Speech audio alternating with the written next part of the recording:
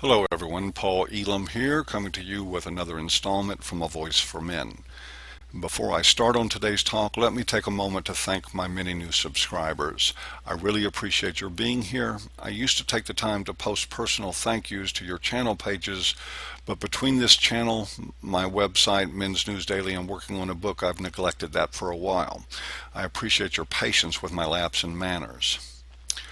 Okay now, so I've been asked on more than one occasion to do a video on some of the problem children in the men's rights movement, on some of the people that inhabit our ranks but who may do more harm than good. I've been a little hesitant to do this, mostly because we have enough problems with divisions and infighting, and I really don't want to do anything more to aggravate that problem. But it is worth a little friction for the sake of clarifying my own position to my subscribers, so here goes. First, defining a real MRA, at least to me, is just as hard as defining what a real man is. And that's to say that I can't say what a real man or a real MRA is with any authority whatsoever. All I can do is offer my opinion.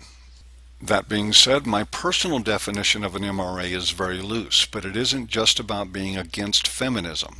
A lot of people are against feminism, but you would never know it unless you asked them, and you might not get an honest answer anyway, depending on who's listening.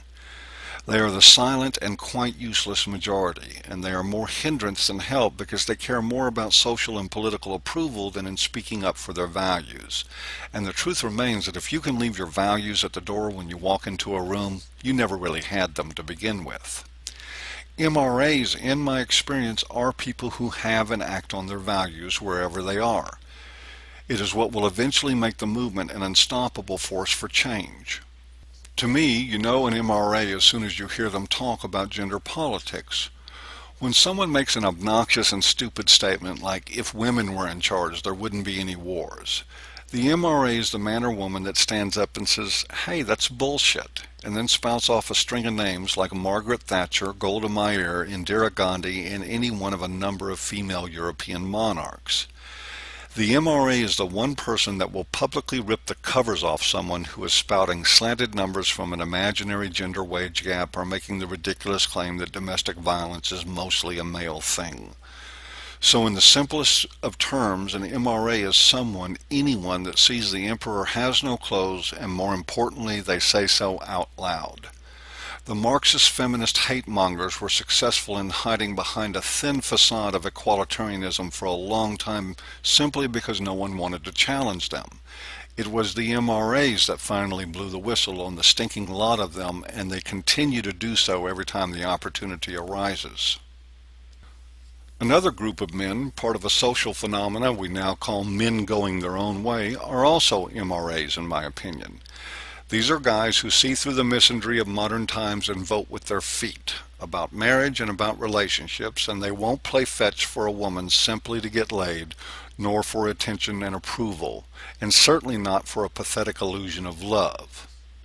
See, all of this part is easy to talk about. Most of us agree that feminism is the enemy of decency and justice, that it is nothing more than a female supremacy dressed up as a movement for equality. And we all agree that the MRAs are the ones actually doing something about it. But it gets a little more sticky when we start talking about what an MRA is not. But it is an important dialogue nonetheless, because in defining what an MRA is not, we get the opportunity to rid ourselves of some pretty heavy baggage. First, a chivalrist is not an MRA. The guy who thinks his purpose in life is to care for women like they were children, to pay their way, to open all their doors, to rescue them from the harshness of the world, to pamper them and treat them like a princess is no friend to men and boys. He is just a trained seal balancing a ball on his nose for a piece of fish, and he is as treacherous and untrustworthy as a man can be. He will sell his brother out over a skirt and a pair of legs. He will teach his sons to sell their soul the same way he has, to live on their knees the way he does, because it is the only identity he knows.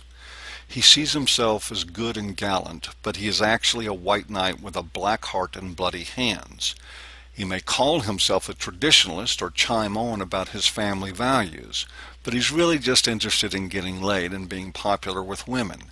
He has no identity whatsoever without their approval, and he has much more in common with feminists than he does with us, because in every waking moment he is about and only about giving women whatever they want in exchange for their approval, in exchange for their love, and he will walk right over all of our rights to do so. And regrettably, I assert that traditionalists must be approached with some amount of caution. Now, I have no qualms with men who choose and succeed at traditional marriage, and my hat is off to them. But I always keep in mind that they are the exception, not the rule. The traditionalist who knows their good fortune will not aspire to indenture other men to their path in life. They recognize the risk and vulnerabilities of modern marriage, and they do not condemn, but rather fully support men who choose not to go that way. They stand behind men who choose to untether themselves from the role of protector and provider and do not let shaming language about that choice pass between their lips.